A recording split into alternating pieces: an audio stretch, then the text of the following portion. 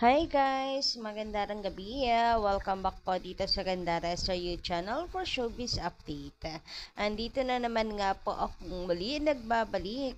Ang nagmamaganda ninyo kachismosang kipaw si Gandara. Wala naman pong iba, ako lang naman. Upang magatid sa inyo ng latest update and fresh happenings patungkol kay Kim Chiu and Paolo Avellino. And para nga sa gabing ito, syempre, di pa rin po tayo titigil sa dami ba namang pong paayuda mga sa naging ganap ni Kim and Paolo ngayong araw na to. Well, I mean, sa naging ganap sa ASAP. So, tatalakayin nga natin yan. Kahit alam kong kayo updated, pero alam ko rin namang hindi kayo mananawa, lalo na't may panguso pa si Paolo Avellino kay Kim Chiu. So, grabihan naman talaga sa pagpapakilig. Busog na busog po tayo ngayon. But before that, sa mga hindi pa po nakaka-subscribe sa ating channel, maari lamang na pindutin po ninyo ang subscribe button at notification bell na nandyan sa baba para mag-updated ka at ma-notify tuwing may bago po tayong chika at balita hinggil sa Kim Pao. Basta mga balita na may kinalaman kay Kim Chiu and Paolo Avellino, sagot na po natin yan. And ngayon, dahil ang saya-saya natin, malamang ay may magsusulputan na para bang akala mo ay wala nang bukas para sa kanila. Gustong-gustong makisabay sa trend. Gustong-gusto pong makisabay sa atin. Na akala mo ba ay mauubusan ng araw? Kung hindi ito yung araw nyo, mag-antay na lang kayo, hindi makikipagsiksikan para pati po kayo pinag-uusapan. Paano ba naman kagabi ay yung binasa nga natin kagabi, na pagbintangan ba naman tayo, nabayaran? Binabayaran daw ni Kim and Paolo ako, gamit na yung pera nila sa sarili nilang bulsa ni Kim and Paolo. Hindi naman ganun ka-desperate si Kim and Paolo para lamang may manood sa kanilang movie, para may pumunta sa kanilang mga events, at para may magbalita sa kanilang dalawa. Dahil yung kusang ibinibigay sa kanila. Kumukusa ang mga fans na pumunta sa mga events ni Kim and Paolo, hindi kinakailangan ni Kim dumukot mismo sa kanilang bulsa para may magpunta doon. Ganon sila kamahal ng mga fans, kaya kusang loob nila yung ginagawa. Ganon din sa movie ng Kim Pao. Yung pagpopromote ng mga Kim Pao fans, kusang loob yun na ginagawa dahil mahal namin sila. About sa pagbabalita naman, hoy be, hindi lang ako yung nagbabalita ng Kim Pao, napakarami. Sus ko po, bakit hindi nyo sabihang bayaran ng ABS? Bayaran ang mga manunulat. Bakit ako lang? Ang dami po. Ang dami pong nagbabalita sa Kim Pao, hindi lang po ako.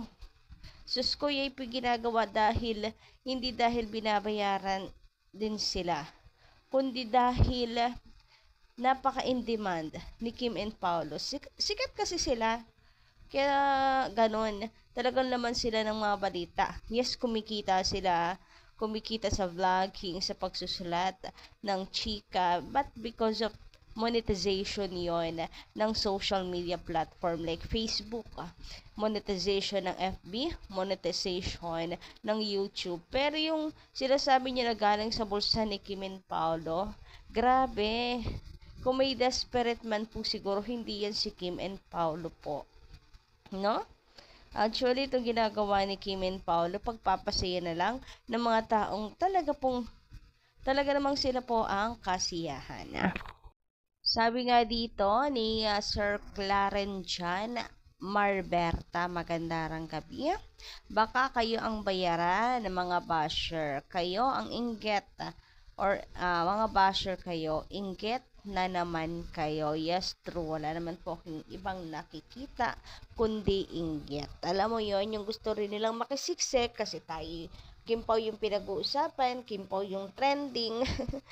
Siguro tatabunan about hindi po magantay ng oras at panahon nila, parang mauubusan po ng araw, or hindi na sila umaasa na sisikat pa yung idol nila ng ganto kay Kim and Paolo. Kaya nilulubos nila na makisakay na lang ngayon. Grabehan, wag kayong ganyan. Maniwala kayo na kaya rin ng idol nyo. Darating din yung araw nila at oras, panahon nila na sila naman ang nasarurok ng tagumpay. Ano lang po ha, gulong lang po ang buhay, parang gulong. Minsan nasa taas, minsan nasa ibabaw. Pero nakakatawa na para pang pati kayo hindi naniniwala. Fan ba talaga kayo? Uy, gawa kayo ng sarili niyo eksena, huwag kayo nakikisabit sa Kimpaw. Samantala, sabi naman dito ni Madam Loleta Maestrado, Ma'am Gandara, nakita ko kanina sa ASAP. Ang Kimpaw daw nakita niya kanina sa ASAP. OMG, sila na talaga, Ma'am Gandara. Sila na daw. Hoy, from Madam Lolita Maestrado. Siguro dahil sa mga galawan ni Kimin Paulo. And yung mga sagutan na alam mong yung iba doon hindi scripted. Lalo na pagdating po kay Paolo Avellino. Sabi pa dito, thank you so much, Ma'am Gandara. So, sino dito nakapanood? Wala naman po atang hindi nakapanood, di ba? Baka hanggang ngayon ay nagpe-play po yan sa utak ninyo. Siguro para na lang kung sobrang busy talaga di Sunday. Meron kasi mga tao na talagang wala pong pahinga. Even Sunday may work. So, mag-replay na lang po siguro kayo ng ASAP. And I am pretty sure, hindi kayo magsisisi, napakaraming paayuda. At eto nga si Paolo Avellino, ano kaya ang kapeng iniinom? Abaw, at tumatapang na talagang tunay. Grabehan yun. So, may panguso si Paolo. Ito yung bagay na hindi ko inaasahan na gagawin ni Pao. Grabe talaga yun.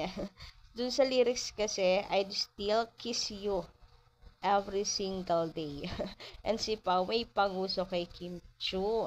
Sabi nga dito ni Ate Chantal, andito pa rin ako. Hashtag ASAP in love, hashtag Kim Pao. Huwag ka mag-alala, Ate Chantal. Lahat tayo nandyan pa din. Sino ba namang hindi makaka-move on? This is one and number one highlights po ng Kim Post performance sa ASAP. Grabehan naman ng isa talagang Paolo Avellino. Binulaga po ang lahat. Grabe sa panguso. Parang gusto na pong halikan. Si Kim Chu talaga. Talagang dahil nasa harap niya si Kimi. In love na naman siguro ang Paolo Avellino. Anyway, si Kim Chu rin naman, hindi po mapigilan ang kilig. Yung reaction niya guys, nga talaga siya naman ng todong-todo na parang kinikilig at sinishare sa mga fans. Alam mo yung sumegway lang as professional, pero kilig-kilig talaga si Kim Chu. Uy, ang Kim Pao, teenager, parang mga teenager lang talaga no? Alam mo yung mga sobra kakilig na puppy love. Anyway, true love yung Kim Pao na yan. Sabi nga po dito sa mga comments, ang haharot ng alaga natin si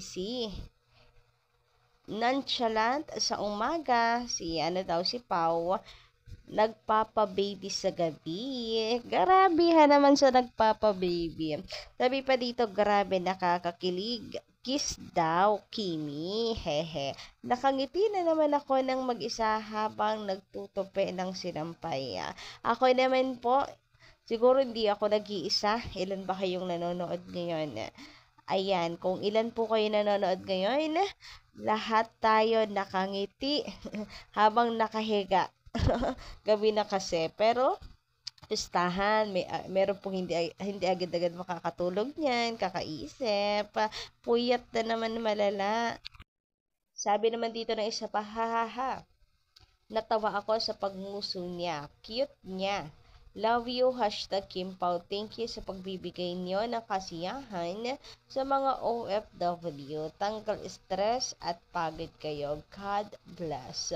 So, ayan madam, OFW po pala kayo. Pero totoo yan, even hindi po OFW sa mga seniors natin, pantanggal po talaga ng stress.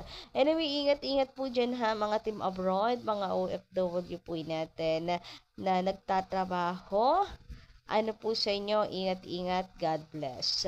Samantala, eto pa, sabi dito, Chantal, hanggang ngayon sisi, hindi pa rin ako makaahon sa panguso ni Pao. Siguradong pupuyatin na naman ako sa pabalik-balik play ng video na to. Kayo rin, hashtag Kim Paulandia. Alam ko, hanggang ngayon, piniplay nyo pa rin. Yes po, grabehan naman talaga si Paolo. Binulaga tayo. Hay nako, ang harot, Paupi. Kainis ka.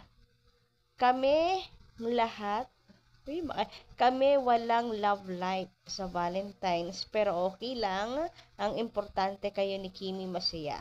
Kami rin ay masaya na. So, kahit walang love life, basta happy ang Kim Pao, happy na rin tayo. Parang, ano na rin, kompleto. No need Valentine's gift, flowers and chocolate para kilikin. Video lang ng Kim Pao ay kikiligin na tayo.